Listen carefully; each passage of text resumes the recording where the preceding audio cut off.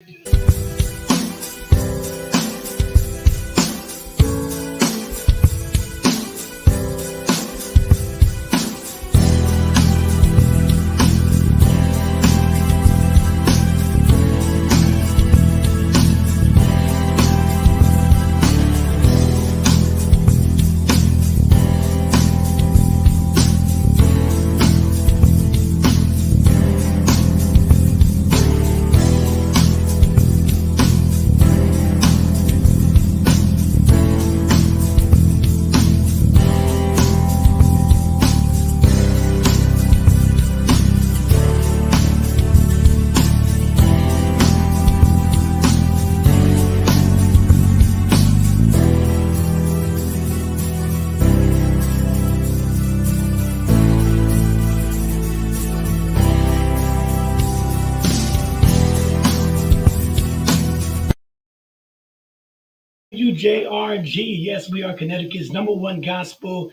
internet radio station. Also, we are live in the studio, and we are doing this is Action First broadcast with Dr. Wayne McCray, and we have our special guest this evening, Brother Germano Kimbrough. He's our special guest this evening, live in the studio. Also, we have a phone line you can call in with any comments at 475-227-2170. And like I said, I want to welcome those who are viewing us on Facebook Live this evening. Every Thursday, we try to bring a special guest in the studio so we can be a blessing to our community. First of all, let me just welcome our guest this evening, Brother Germano. How you doing, my brother?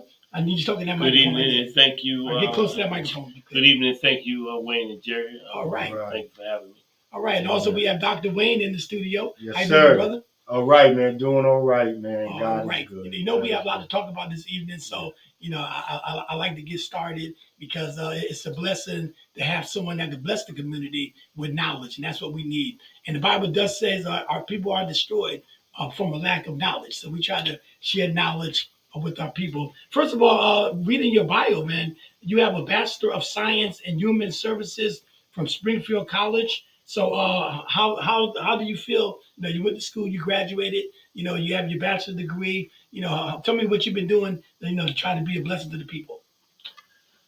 Well, I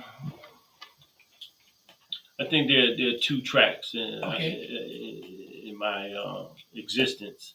And so my mother's family was a family of entrepreneurs, people that, owned their own businesses. My grandfather, he had a coal and oil delivery business. And I remember riding in the trucks with him, as a young child, basically, But Right. I was the pride of, Grover Bannister. And the other side is, my father, came from, family of human service workers. I remember leaving school and going to the Goodwill, and my grandmother was folding clothes and giving them away, and my aunt, which was her daughter, my father's older sister, Teresa. A lot of people are familiar with Mother Teresa. She worked inside of Polly McKay at the time, for taking pregnancies, and she was a cook. And so cooking skills came way back then. So, they were givers. And so I wound up, pursuing the human service track. There was just always a passion for our people. I grew up with black and white televisions, and I watched our people, standing up for, human rights, and, having German shepherds bite them and hoses sprayed on them and hitting her head with clubs. And I wanted to make a difference. And so, my experience at Springfield, came later at life. I was fortunate to be blessed under the tutelage of Clifton Bush. Was a wonderful man, like Clifton Bush. And so, I have an education. I have a piece of paper that says, that I've studied this amount of time. But I don't give a lot of weight. In fact, I think the education kills creativity. I don't have anything against learning. Right. But I think that, there's a lot of curriculums that are controlled and basically train us to be good workers and not good thinkers and people that critically think and figure out what's going on, at least for our people. We walk away with the type of education that trains us to actually fit into a system and not create For opportunities ourselves. for ourselves. Right. You know, so. Right. Okay. Well, like I said, I mean, but education is definitely knowledge is definitely a key. Well, yeah, That we all got to I'm learn. capable of Right. learning. Right. Right. So. Right. Because I mean, hey, I mean, whatever you want to get into, you got to learn it. You got to study it. You got to then you got to make it work for yourself.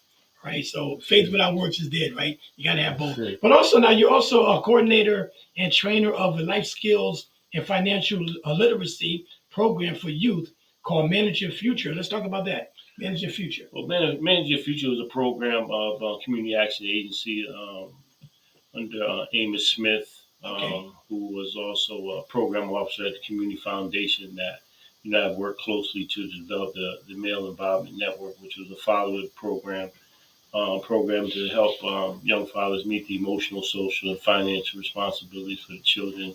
And that program thrived under the New Haven Family Alliance. But I also did a lot of youth work, youth development, positive youth development through the Consultation Center at Yale. And I thought about, I took a step back and I thought about what was happening in our community in terms of, drugs and gun violence, and what our young people needed. And the Right. city was at a time where we didn't have a lot of summer jobs. And I looked at my own personal life and experience, and what it took for me to to overcome some of those issues. And I knew that a lot of young people weren't going to be able to get summer jobs. And so I thought the best thing I could do was create a program that helped them create their own, Okay. jobs and opportunities. And so I was able to work with small business and economic development under Tony Harp, former Mayor Tony Harp, and the assistant director Jackie James. And I submitted a proposal, youth entrepreneurship, that was named after William E. Lansing, Okay. and I was trained under what was called the Ice House curriculum through the Eli Leadership Program in Kansas City. And so the Kaufman Foundation has a wonderful facility. I thought I was going Right. to go out to Kansas City and see a bunch of cows and people on horses and cornfields, and come to find out that Kansas City is one of the top 10 entrepreneurship cities in America. Praise God. And they have a wonderful training facility, state of the art, second to none. The Kaufman, I read a little history about the Kaufman. Started a pharmaceutical company in his basement, and now their family has a wonderful estate. They own the Kansas City Royals, just to name a few things. Right, But right, they have right. a wonderful entrepreneurship training facility. There's a curriculum called Ice House, and so it's a engagement learning tool. There are videos, books, and other things that go along, but it actually identifies the core principles in entrepreneurship. Praise God. And it's very different from those of business schools, and the business plan, marketing strategies, returns on investment.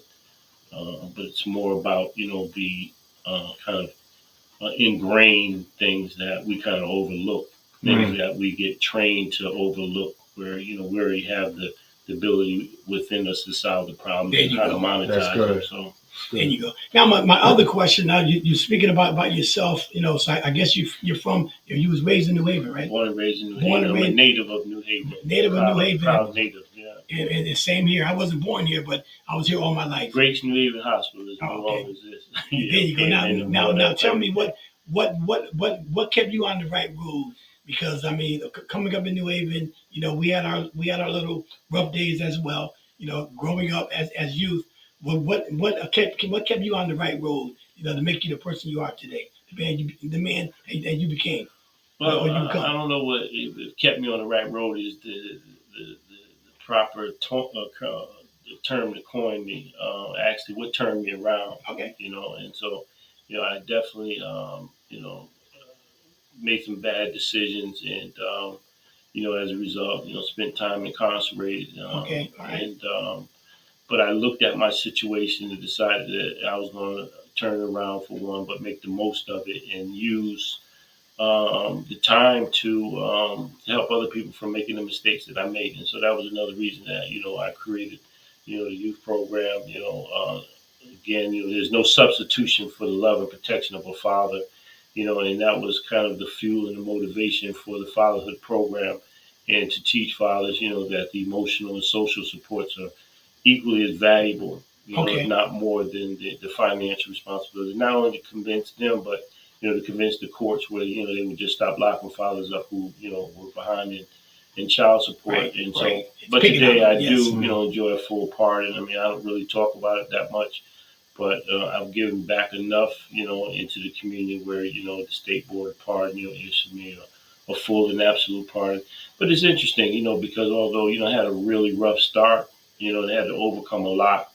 I didn't necessarily struggle. I hear people talk about, struggling to get a job because they got a record and this and that.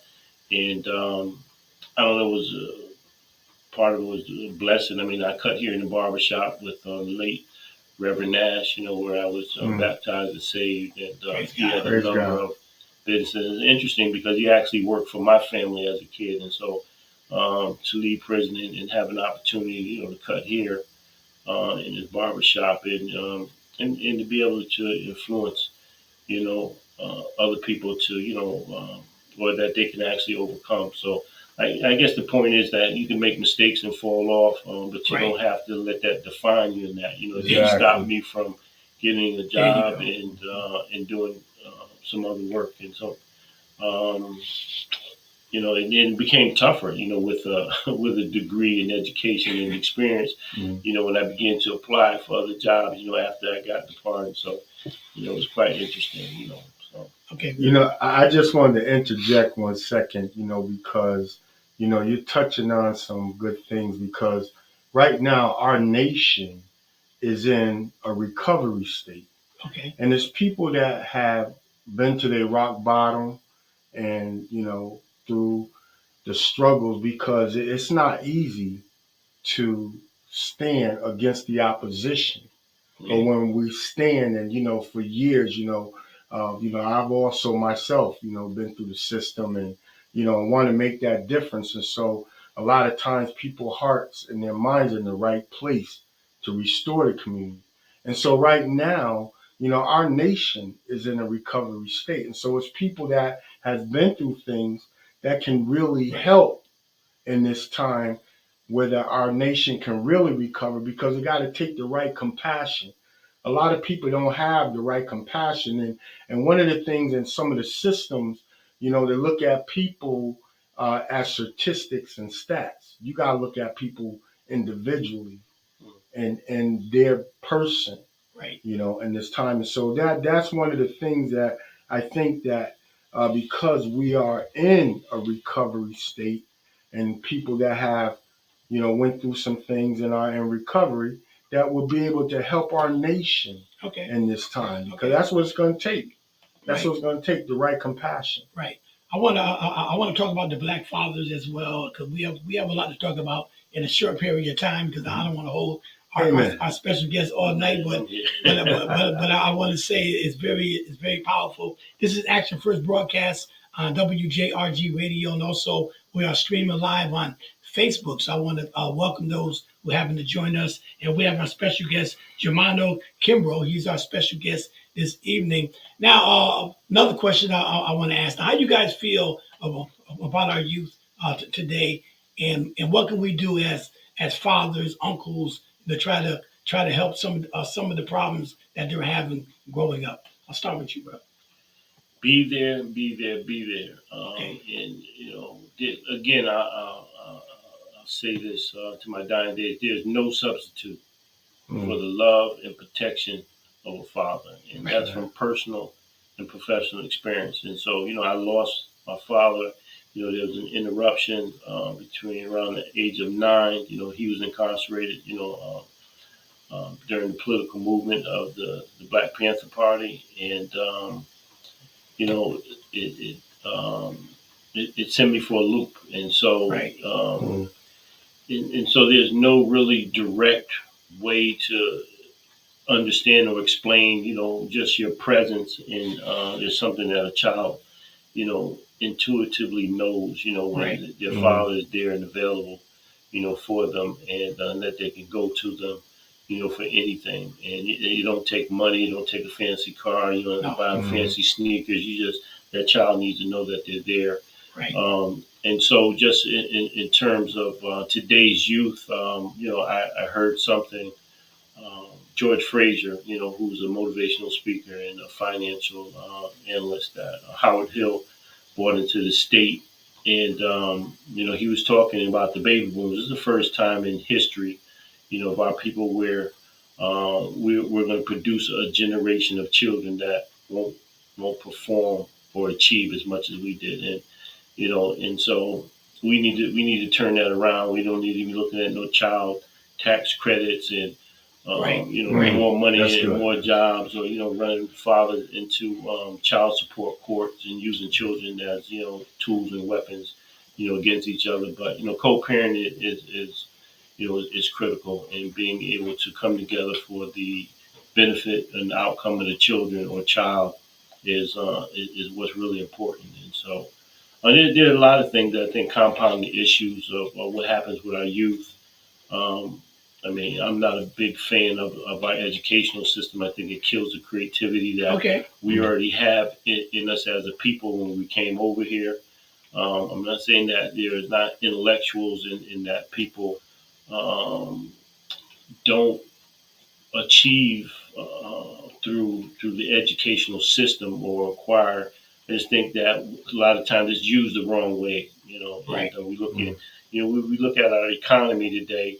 Our economy is built off of poor health, right? Our Yep. economy, is built off of a lot of things that are disadvantageous to us as a people, but more so, as our people. Like Malcolm said, when white folks get a cold, black folks got, he said pneumonia, but now it's more like COVID, Right. because Right. we're always disproportionately affected by anything, that hits us as a people, and to break down the family dynamic, and all the negative images, all the images of black men, That's right. or we're not even a race, you look at a lot of the commercials. I mean, we're dumb airheads, That's right. in That's right. commercials. A lot of the TV programs are buffoonish, and our women Yeah. are disrespecting, and all that traces back to us. We weren't designed to be that way, and I think that we're not really in touch with the greatness that we have within us. How can we change that perspective about us? The way other races and other people look at us. Because to your point, we're not getting the respect. I mean, as black people, what can we do? As a race, you guys think that we can kind of change that? We go to church. We have the nice churches and everything. We pray to God. God bless our families and everything. But what can we do to change that? I About think us. that I think a lot. I mean, that we've assimilated into a culture that is really not there to support us or promote us, Okay. and we're in a very competitive society, in that we don't control the mediums, and so Right. we're actually, this is really a blessing to the community. So we can, we can bring it right from the gutter, from boots on the ground, right to the people, Right. and you can bring a perspective that is unheard of. It may even sound like we're from the metaverse, because we're telling you or giving you some information. Like, I know some people are frowning on the fact that I'm not a big fan of the educational system. We look at HBCUs, and I know that there's a movement to bring some in here, and that's good. To be around your own people, and to learn, Right. buying from your own people. But a lot of people don't even know that. If you look at the Rockefellers and the Carnegies and the people that built America, right? They're the ones that established a lot of these HBCUs. Right. So there was a way of hiding or protecting or keeping their wealth. And so Morehouse and Spelman, these are colleges that were named after um, uh, Rockefeller's wife's maiden name was Spelman, but we look at it as a traditional HBCU. But if you look at Morehouse, it was Carnegie's pastor's name. And so these are tax codes and trusts that they've established. But if they control the funds that go into a college, they also control the curriculum. Right. And so the media plays a serious role, because we don't control necessarily the mediums, the major outlets. Look at what they did with the brother. He had to go all the way to Supreme Court, Right. and lost.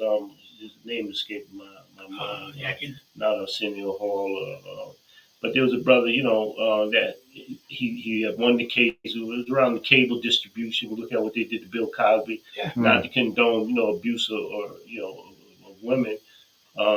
But his real intention, and why I think they came at him, because he wanted to buy The NBC. network. Without a Yeah, doubt. You know, he and wants the so to network. be able to promote a positive image. So we got a lot of forces that are against us. Without a And doubt. so, like, there's a lot of information out there, there's propaganda and colluded commercials that, you know, when I was in college, one of the courses that I studied and understood was subliminal seduction. And so, like, if you go into a popcorn theater, you know, they can release something through the vent that make you smell and want to eat. I mean, the movie will cost you $5, but you got to finance Right. the daggone refreshments Right, because right. the candy and soda pop.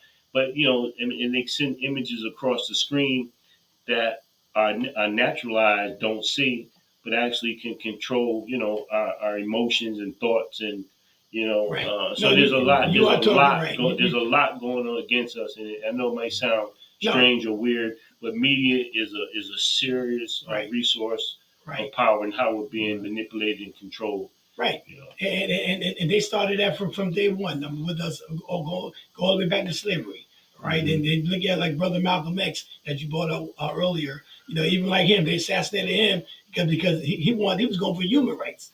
See, Dr. King was trying to get civil rights. Malcolm was taking the United States to the United Nations because he wanted human rights. Right. So I mean, he was getting too powerful. So they had to assassinate him. So the fact of the matter is, if a black person get to that point where he becomes a threat, right? Like you brought up, when we talked about Sam Cooke and all them big names back in the early days. Well, Dr. King, man, he Dr. King also, you know, he utilized the media because he was for nonviolence. Right. So, you know, every attempt that he could get before, you know, the press, Without you a know, that was his expression. Right. And the thing about it, at that time, television was kind of new. It was at the beginning stage. So he wanted to use, to your point, he wanted to show America how America was treating blacks, right? See, and that's one thing Malcolm didn't understand at first either. Right. What Dr. King was trying to do, he was trying to use the television to show people up north, you know, the Kennedys and all Right. them, how we Everything were that being was treated going in on. the South. Because without television, just like today, if we didn't have cameras on our phone, I mean, that's how a lot of the police are getting caught because they got videos now. People got phones, got cameras on their phone. But back in the day, you could do something to a black person if it wasn't caught on camera, right? People got away with it. He wanted to use the media, the camera, to show how we was being treated. Right? You follow what I'm saying? And just like with the Kennedy assassination, I'm bringing all that up for a reason. If it wasn't for the Abraham Zapruder film, right? They could say one person did the shooting, but when you watch the film, the film show you something else. Right. So that's why I'm saying, to your point about the media and how they operate. If they can keep you in darkness or keep you stupid or not knowing the truth, they got you. To create illusions. And Exactly. I mean, and so what people don't really understand, you know, part of the illusion is to think that, you know, there's all these freedoms and equal opportunity, and it's not for black people. I mean, they've been actually thinking about how to get rid of us, you know, once we were freed from slavery. Right. And you can go back and read the history of all the, you know, first 10 presidents, and blacks, they had no plan for us to stay here. The founding fathers, you know, they were trying to figure out, you know, what to do with us, you know. And so since that time, you know, there's been no real embracement. If we look at, I don't know why we're Democrats and Republicans, we should all be American. And so part of it is, you know, them trying to hold, you know, a certain part of this population enslaved, right? And so now it's a mental slavery. And so that's why media and the propaganda is so important, because it enslaves us. But it's also, it's tied to economics. That's all I was going to say. Market, Economical slavery. We don't really understand it, you know. And so, economical slavery. And so, like anybody that comes from foreign, we wonder why they can come in, buy up all the property, take over the corner stores and everything else that promotes, you know, business that they can. Right. And so they come over here with an entrepreneurial mindset, you know, like, you know, this is a business. The United States of America is a business, a corporation. You can come over here, you come over the right way with skills. That's why we got a Social Security model. It's just like brothers back in the day. This is your block. If you're going to come over here and work on my block, you're going to get taxed. And so you can make all the money you want in America, you know, but they do have tax codes where, you know, they keep, you know, as much as money. They don't care how much you make. They're designed to separate you. So when King, even though he started out talking about civil rights, when he started talking about impacting, affecting the economics of this country, Mm-hmm. when he stood up for the garbage workers, Right. that The poor people. that they probably paying 10 times as much as he was fighting for back then. Mm-hmm. And this is what they do. Right. They take Right. care, and there's no institution, more important to us as a people than family. That's right. We've gotten away from that. So, Dr. Wayne, you have any questions? Well, one of the things I know we was just touching on a little bit, with the Panther movement, and I know that's a fine line because, a lot of our history, I've took a trip. I was down in Gettysburg, and I'm Right. about to do a documentary on this stuff because it's very important. Because when we understand, our history and preserving that, Right. we know in Atlanta, Dr. King's history Yep. is preserved. Right. But then when we go to the adjacent areas, in the community, we see a lot of blightness and so there's a lot of infrastructures opportunities out there that we need to, show the comparisons to why it's so valid. Even now, we see right in our own community here in Connecticut, a lot of our historical areas are being, demised, Right. To be obsolete, out of mind, out of thought, So, but we have to take more of a concern in that area to preserve because for our future, Right. one of the things I had one of my aunts. I used to love going down south, sitting on the porch with her, and she used to share a lot of our history, Right. and so that's why I learned a lot, from her. And so if the storytellers are gone, who's gonna help our next generation? Right. So that's why it's important that we have to preserve Right. our history Yeah. and even mindful of, because now even in the school system they're taking over areas where that they're focusing in on things that's really to detour the kids in their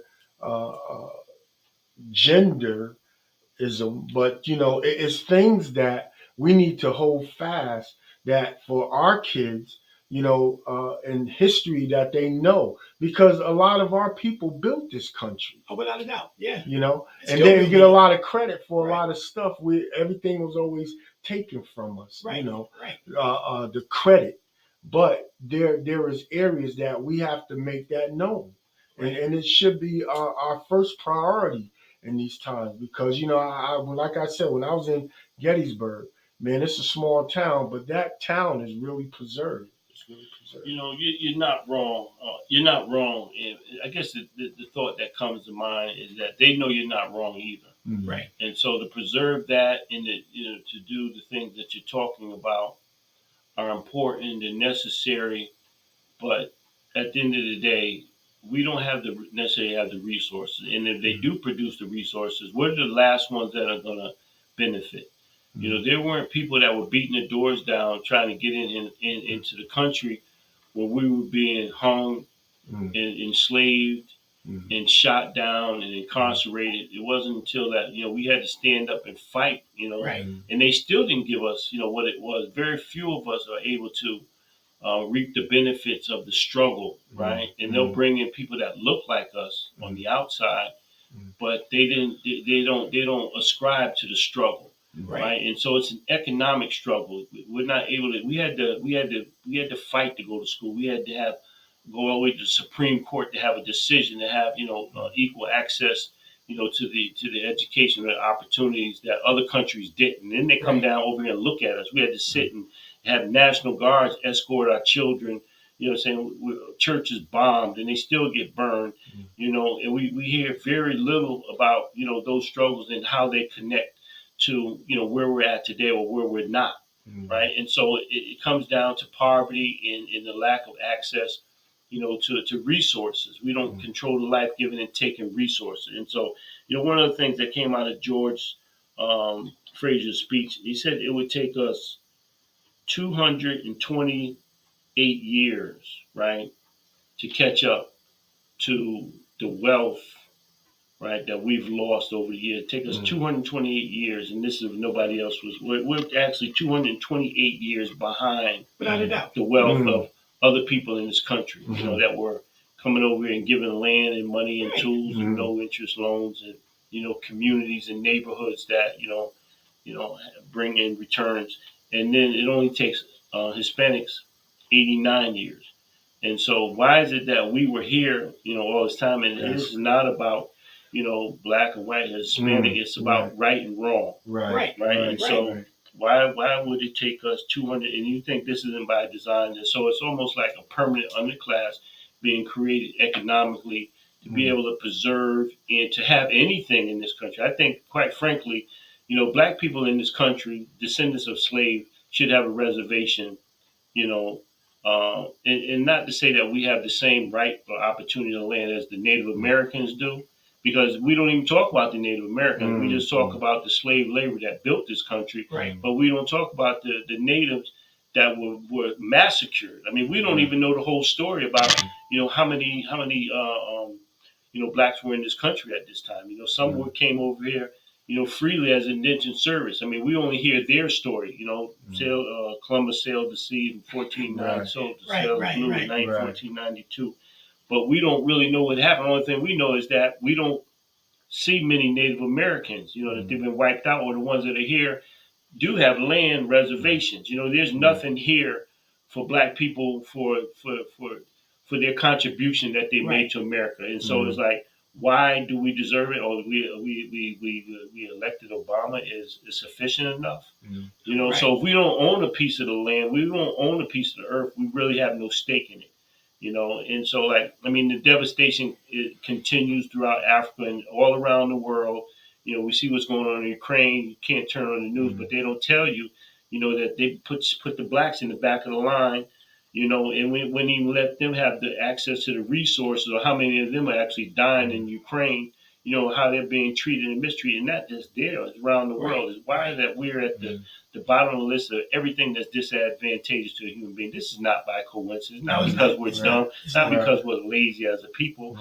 Part of it is the mental slavery and the conditioning, and we're taught to survive as opposed to thrive.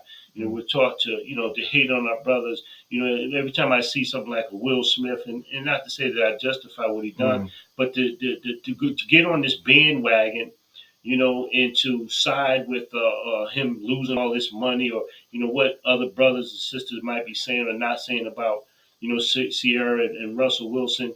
I mean, who turns this into an entertainment? Who puts this in print and news and conditions our minds, to demonize our own people? And this is part of the problem. Oh, you're right. But let me just interject one second, because you said something very valid. And what I was looking at, because I always look at Black History Month, right? And then I look at the beginning of the year, and like you were saying about how we always put last, and the Bible says, "He who last shall be first, and he who first shall be last." Now, one of the God-given abilities that happened, because Dr. Martin Luther King, his birthright, the time that he was born, he is the first person that is celebrated at the beginning of every year because of his birthday. Before any other presidents, as they consider the forefathers, George Washington, Abraham Lincoln. But Dr. King is the first one that is honored because of his birthright, because of the day that he was born. So God, see, when this God said, "Who last shall be first, and who first shall be last," and he is the first person that is honored. Well, it's a pessimist. I mean, it's an optimistic spin. And I don't mean to be a pessimist. And so you still have states that, came kicking and screaming, to make it a state or national holiday. You still have businesses that expect their people to show up and go to work. A lot of private money, private companies. They don't care nothing about King's birthday. Holiday, it's on budget, on time. And so spiritually, I mean, I understand and appreciate, where you're coming from. And so, I mean, there's a natural side and there's a spiritual side. I mean, God's not going to come down and wash our face for us, right? Right. So it's like, pray to God, but keep your camel tied up too, And so I appreciate your optimism, and I'm not, shoot down the argument.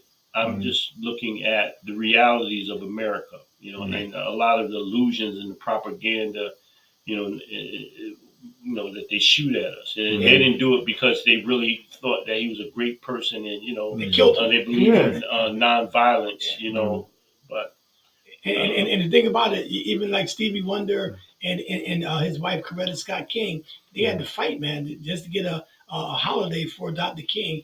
And this is a guy that like they said, he was a guy walking in love, all right?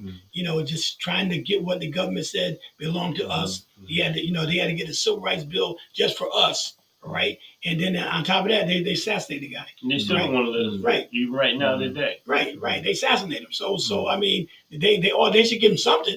I mean, here's a man that put his life on the line, not for just blacks, for everybody. And we're all standing on the back, and so I mean, I'm probably gonna get shot for this one, but I mean, we all championed and supported and voted for Kamala Harris, right? And when she gets in there, I haven't seen her do or say one thing for black folks, right? She didn't, address any of the criminal justice issues. She hasn't even tried to even push the voting right. Maybe I didn't hear it, Okay. I mean, a lot of people are running around and proud first female president, first black female president, and black is on the inside. It's not on the outside. Right. It's a state of mind and it's a struggle. And so I think that, again, we fall into the illusion, that certain people, are in our best interest. And they're not. They're not. Panning out. No, I mean, just like James Brown said in this song, I don't want nobody to give me nothing. Open up the door, I'll get it myself. That was a powerful song with a powerful message back in that day. And that song still is relevant to this day. Because if you want something, you got to put the work in it. All right. I mean, and you got to go out there and get it. Right. You got to go out there and get it, man. Right. Nobody gonna give us anything. Right. I mean, we're still looking for somebody to hand us something. We got to get it. That's the mentality. Right. Yeah. That's the mentality. Right? We got to get it, man. Weakens us. It makes us weak. Right. And stop looking for handouts. No, because I mean, the Mexicans and other nationalities come over here. Right. They work the system. Right, whatever they got to do, they'll put 5 people, 10 people, one house, one apartment, save their money up, right, to start a business, and everybody support that person. Yeah. That started. I had a store. Yeah, they stick together. I had a store on Willie Avenue. I had a Jewish bakery right next door to me. You had Jewish people that would come all the way from Orange, all the way from different parts of Connecticut, just go to that bakery store, just to support that Jewish person, right? I mean, yeah, plenty of Dunkin' Donuts they passed, but they went strictly to that store. Sure you can say that, Jerry? they were Whoopi. Yeah, they went straight to that store just to support, right? You're right though. But look at Grand Avenue. Look at Grand Avenue was a fraction of what Dixwell Avenue was. And you look at Dixwell Avenue now, and you look at Grand Avenue now, and all the thriving businesses, and it makes you wonder. Like, this didn't happen by accident. Right. Okay, give me your. But look at now, they transforming this. Listen, one of the things, as you were saying, because we see that Yale, this New Haven is Yale, and I see Yale spread out through our community. The Hill North, Hill South, and now they're pushing in the New Hallville section. Just like as well as we're trying to hold on to our community, we're losing our community because the vision and see, like you said, economically, see that's where when you said that, you said something very key because it's about economical slavery. Look at just how quick with just one entity with the gas, that affect everybody in a way that our economics or whatever pay scale, pay rates, that's why I truly believe that, see, we have to get our people thinking differently in entrepreneurship because, they're even, especially now through COVID, because, even these platforms, with media and everything, has come to a height.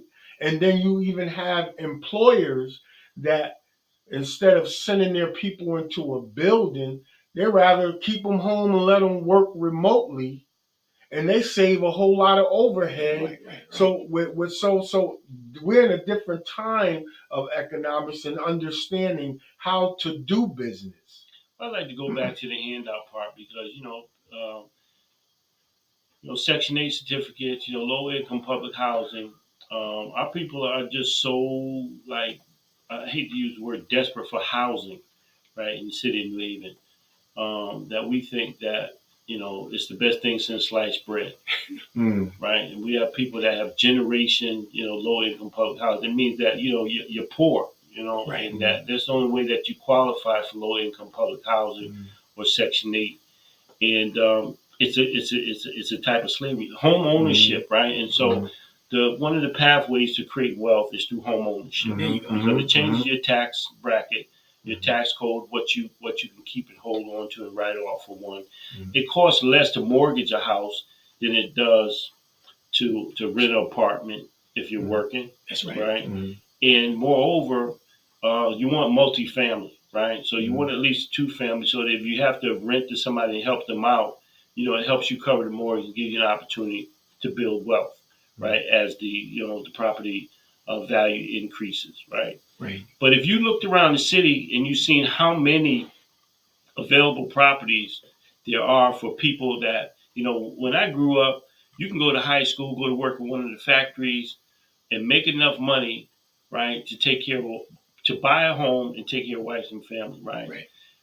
Two family home. There's none available. And so that there's this monopoly, right? So what Yale doesn't own, right? They say Yale owns 40-something% of the city, but it's actually more like 60-something percent, right? Yeah. Right. And so they have property sitting all over the city that are being underutilized or unused. They just own, right, off the tax rolls. Meanwhile, those that own property, our taxes are so high. So even if you were able to save up enough money and clean up your credit, there's no available properties, and if there was, the taxes are so high that you couldn't afford to live here anyway.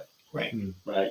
Unless it's a two family. And take notice of who owns all the multi-level family or properties in there. And that's just pure greed, and I'm not against, home ownership or people, establish themselves in real estate.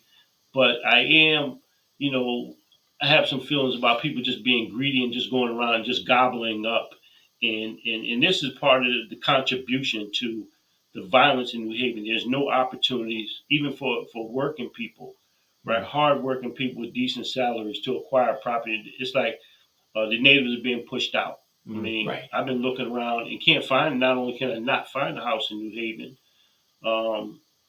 but even some of the surrounding towns, and so Right. I see certain companies, with their hands in deep in Hampton, West Haven, East Haven, and I'm like, what the heck is going on? And Right. they're owning strings of property and strings of apartment buildings. It's like this monopoly, and our board of aldermen, and I love some of them, dearly, but it would seem that they would have created some kind of policy that either taxed them more so that the average person that's just working and trying to live in New Haven could afford it. Right. Right? Why should you own 100 properties?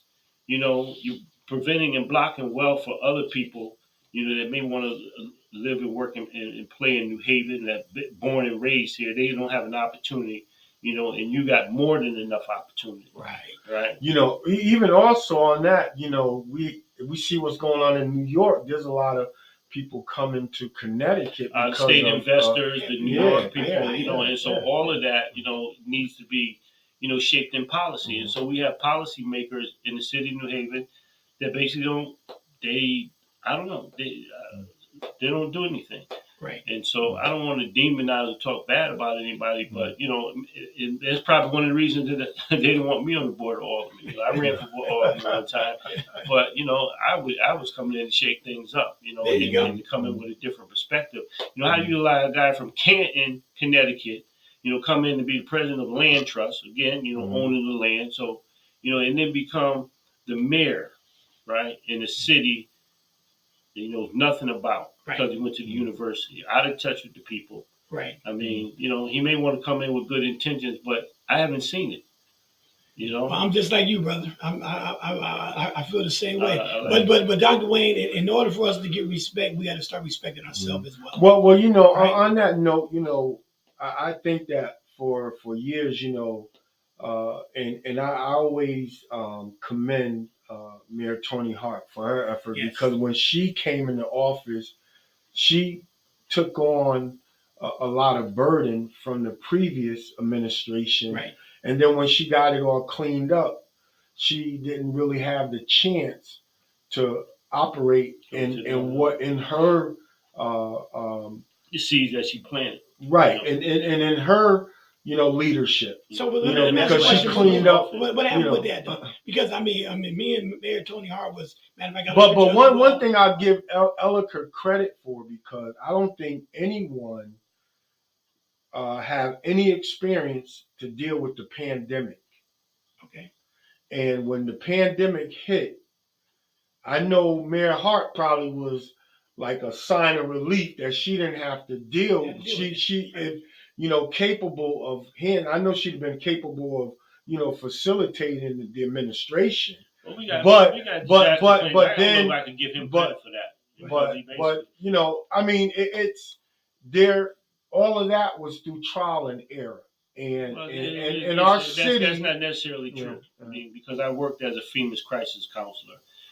From the beginning of the pandemic, when people, were taking this thing lightly, weren't no mask mandates, no vaccine online, and going door to door. People, when businesses shut down and people were forced to stay home, I was one of those people that went door to door to try to connect people with resources, to identify, people that were isolated. Yeah. And well, our ministry, we've been out there the whole time, and so feeding and doing everything, all of that stuff, from day one. And so, and we reached out, to the city of New Haven, the different officials, and we didn't get any response. So it's like they did whatever the playbook says it is. So FEMA has a response for any kind of disaster in America. But I give him credit, because he was out there.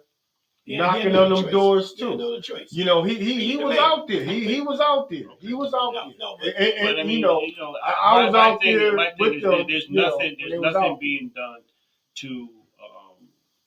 to further the plight of black folks. When you talk about even the plaza being bought out and being redone. I mean, some of the partners and players from the table, Comcast. What's his name?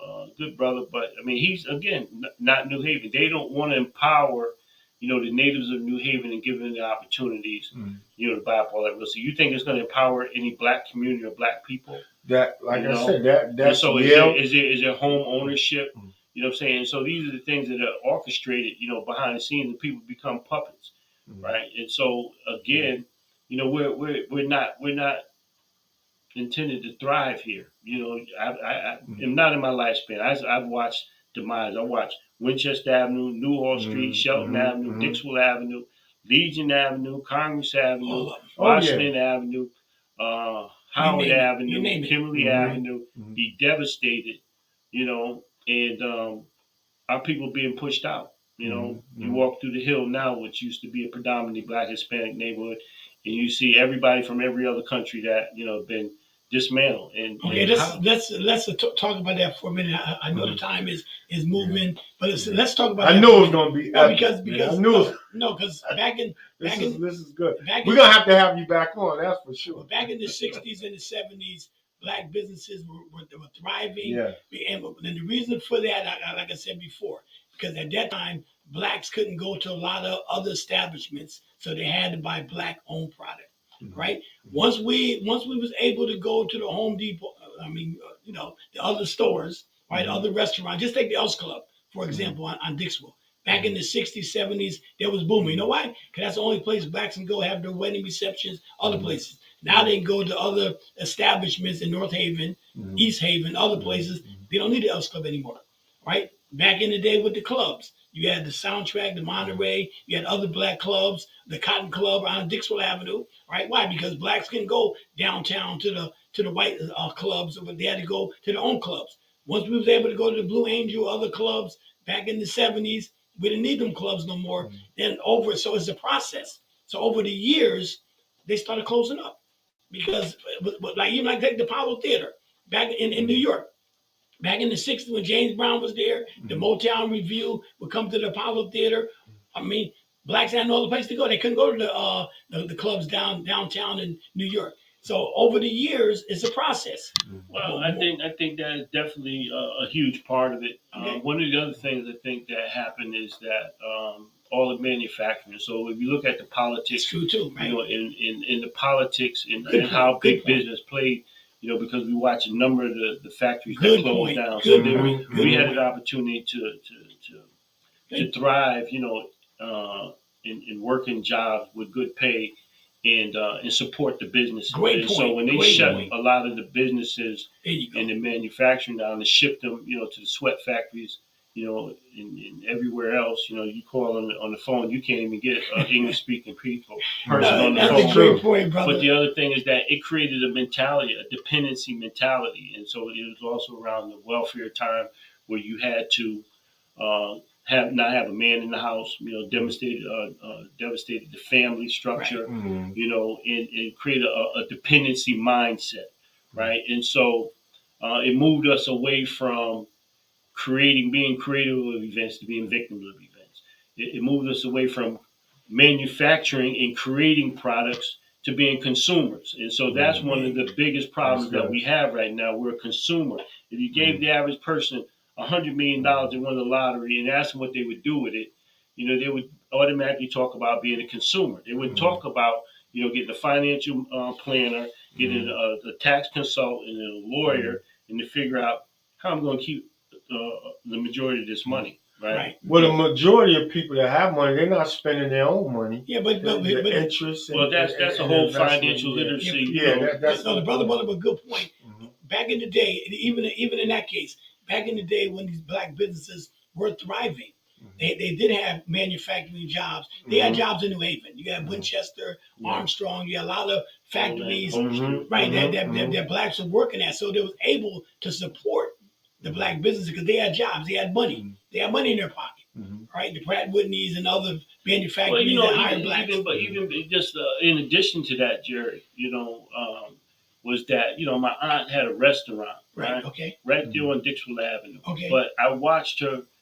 and helped her grow collard greens and some of the vegetables that she served in her restaurant right in her backyard. Okay. You know, not all year round, Mhm. but I mean, the collard greens was second to none, right? Right, She right. knew, you know, because she came up from Georgia, so she knew about farming. I mean, I shook the apples. I used to climb the tree and I had to shake the apples and the pears. And she made apple pies and pear preserve, and everything was natural and fresh. But the point I'm trying to make is that she actually produced Right. the things Right. that she, you know, She put was out. selling. She didn't Right, have right. to go. So if I got to go to Stop and Shop and buy a bag of chicken and fry it and bring it in there, you know what I'm saying? My grandmother had chickens in her yard, you know.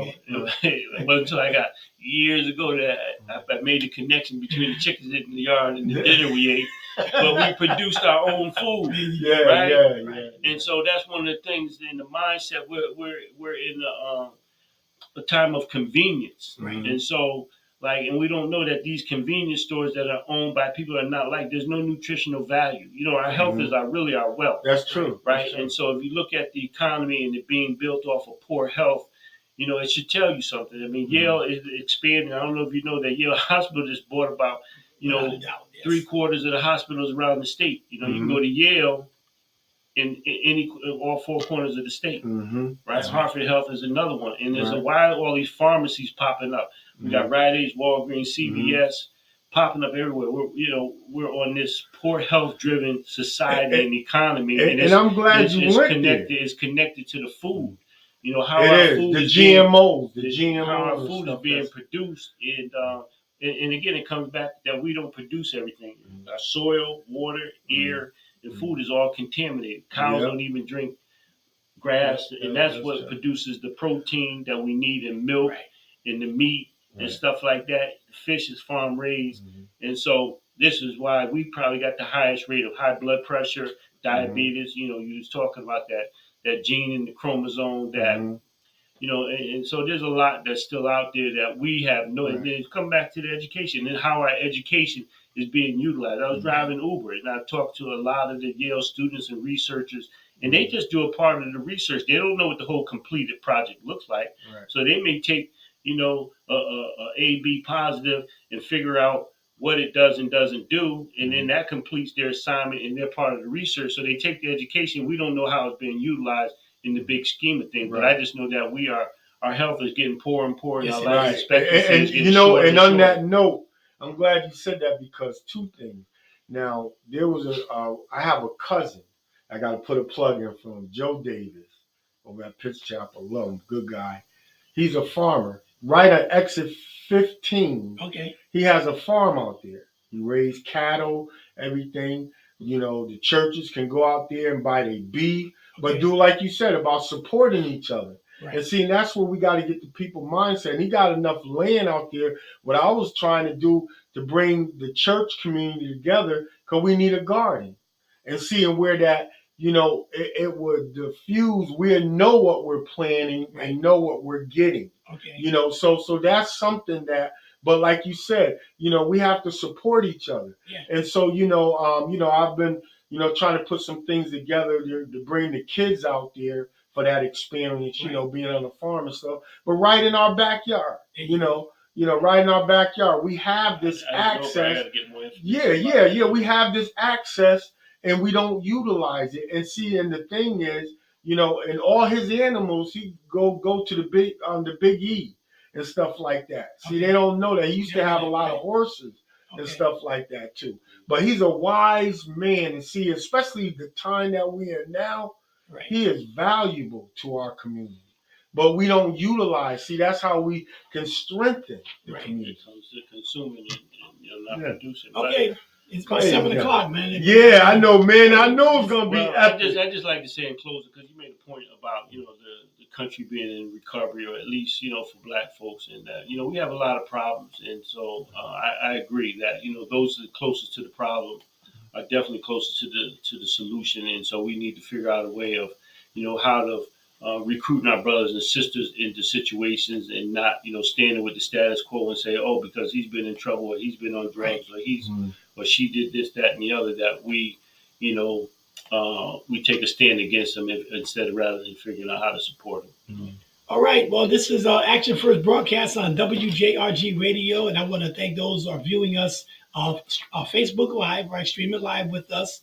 It's been a pleasure. I tell you, it's some great discussions we had this evening.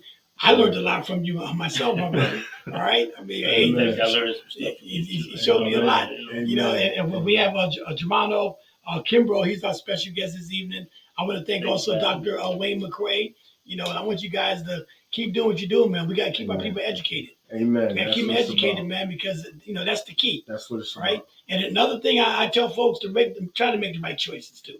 A lot of times we're in situations because the choices that we make over the years. Right. Because you make your bed hard, you got to do what line it, right? Right. So sometimes the choices, I tell everybody all the time, before you act on something, think about what the choices, rewards and consequences. Right, because it might affect you 10 years down the road.